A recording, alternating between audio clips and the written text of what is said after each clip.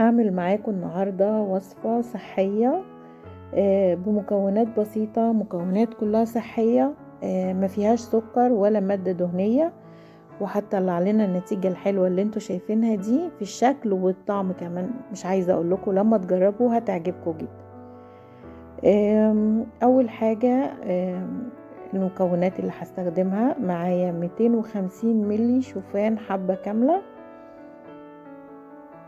وهحط عليهم نفس الكمية لبن 250 ملي برضو، سواء اللبن ساخن او بارد. المهم ان احنا بنسيب الشوفان لحد ما يتشرب اللبن كله. بعد كده بقشر موزتين وبهرسهم كويس جدا. يفضل طبعا ان الموز يكون مستوي، ولكن الموز في الوقت ده اللي انا كنت بعمل فيه الوصفة ما كانش عندي مستوي، ولكن هرسته كويس جدا علشان يديني نتيجة كويسة في الوصفة. طبعا زي ما قلت لكم المكونات كلها صحية، يعني مش هستخدم سكر ولا اي مادة دهنية. السكر بتاعها بتاخده من الموز ومن صوص الشوكولاتة اللي بحطه في الاخر. فبهرس الموز كويس قوي كده، وبعد كده بحط له بيضتين بدرجة حرارة المطبخ، وطبعا عليهم فانيليا معلقة صغيرة، وبقلب بقى الحاجات دي مع بعضها. دول بيضتين، وبعد كده هحط بقى فانيليا.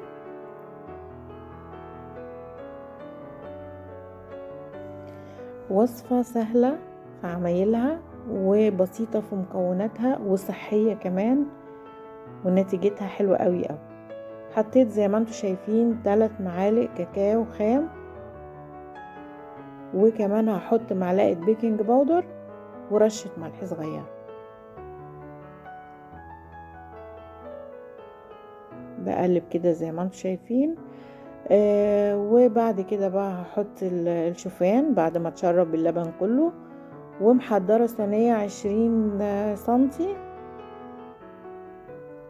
وحطيت فيها ورقة زبدة، وهحط بقى فيها المكونات. الفرن هيكون ساخن على درجة حرارة 180.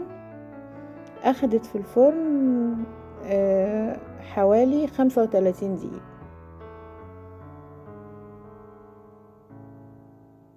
هحطها كده زي ما انتم شايفين في الصينية.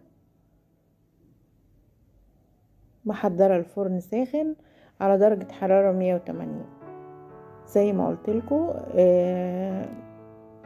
هي اخدت في الفرن حوالي 35 دقيقة زي ما انتم شايفين كده. بحط على وشها قبل ما احطها في الفرن فستق وبندق.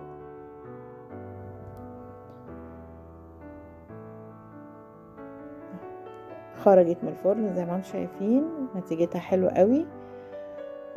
هحضر لها بقى صوص الشوكولاتة. معايا 100 جرام شوكولاتة، بحط عليهم 50 ملي لبن.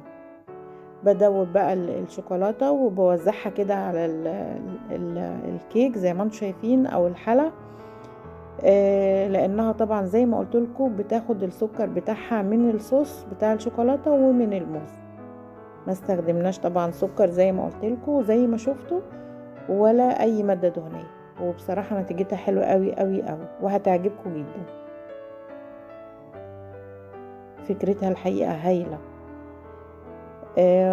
كانت لسه يدوب ما بقالهاش حوالي ربع ساعة، وحلوة متماسكة زي ما انتم شايفين.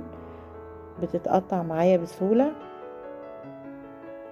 اهوت، ومتماسكة، وطعمها حلو قوي قوي.